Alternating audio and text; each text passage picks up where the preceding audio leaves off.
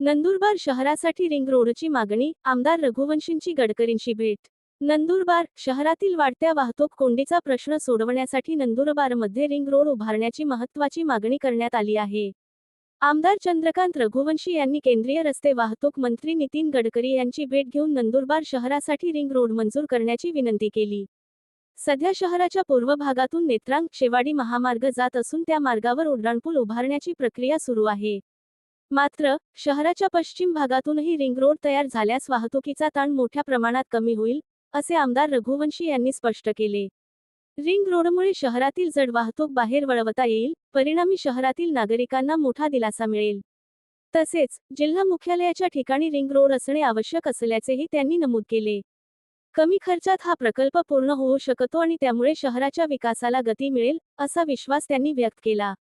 या प्रस्तावावर केंद्रीय मंत्री नितीन गडकरी यांनी सकारात्मक भूमिका घेत संबंधित अधिकाऱ्यांना तातडीने डीपीआर डिटेल्ड प्रोजेक्ट रिपोर्ट तयार करण्याच्या सूचना दिल्याची माहिती समोर येत आहे। नंदुरबार शहरासाठी रिंग रोड प्रकल्प साकारल्यास वाहतूक समस्या मोठ्या प्रमाणात सुटून शहराच्या सर्वांगीण विकासाला चालना मिळेल, अशी अपेक्षा व्यक्त केली जात आहे। मी केंद्रीय मंत्री व या देशाचे लाडके मंत्री ज्यांच्यावर जनतेचा विश्वास आहे ते आदरणीय नितीन गडकरी साहेबांना भेटायला त्यांची वेळ मागितली होती।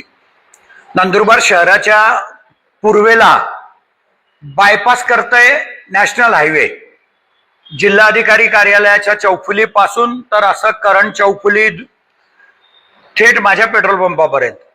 माझी अपेक्षा आहे की परत पश्चिमेकडून एक हाफ रिंग रोड करायला पाहिजे आणि मी ती मागणी घेऊनच खऱ्या अर्थानं गडकरी साहेबांना भेटलो। गडकरी साहेबांच्या सुद्धा ते निदर्शनास आणून दिलं मी, आणि अत्यंत कमी रकमेमध्ये जिल्हा मुख्यालयाच्या शहराला रिंग रोड जर होत असेल तर तसा प्रस्ताव त्यांनी लगेच स्वीकारला आणि त्यांनी डीपीआर तयार करायच्या सूचना माझ्या समोरच अधिकाऱ्यांना दिल्या। आणि मला आत्मविश्वास आहे की नंदुरबारच्या पश्चिमेपासूनही बायपास नंदुरबार शहरासाठी बनून जाईल आणि कुठल्याही परिस्थितीमध्ये रिंग रोडचा डीपीआर, हाफ रिंग रोड म्हणतात त्याला, हाफ रिंग रोडचा प्रस्ताव मान्य हो। 13 किलोमीटरच्या रस्त्याला साधारणतः लँड ॲक्विजिशन करायचे नाही, पण 30-40 कोटी रुपयामध्ये रस्ता तयार होऊन जाईल। दुसरा विषय आहे लॉजिस्टिक पार्कचा। मी त्यांना सांगितलं की महाराष्ट्राच्या आदिवासी जिल्हे दोघं, धुळे आणि नंदुरबार, गुजरातचा सुद्धा तापी आणि नर्मदा आदिवासी जिल्हा आहे, मध्य प्रदेशचा बडवानी हा आदिवासी जिल्हा आहे, आणि त्या जिल्ह्यांमध्ये एक लॉजिस्टिक पार्क व्हायला पाहिजे, जेणेकरून दळणवळणाची सोय वाढेल आणि लोकांना रोजगार मिळेल। पण त्यांनी मला एक अट टाकली आहे की जमीन शासनाची पाहिजे। रघुवंशी जिल्हाधिकाऱ्यांकडनं मला तसा प्रस्ताव पाठवा, मी जिल्हाधिकाऱ्यांना भेटणार आहे आणि लॉजिस्टिक पार्कसाठी शासनाची जमीन जिथं पण असेल तिथला प्रस्ताव केंद्र स्तरावरती सादर करायला लावणार आहे।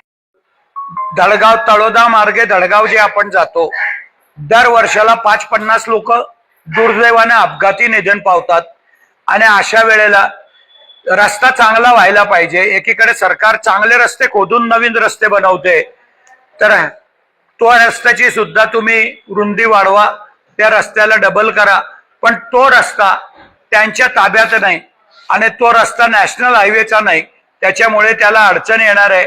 त्यांनी मला सांगितलं की तो रस्त्याची मागणी रघुवंशी तुम्हाला राज्य सरकारकडेच करावी लागेल।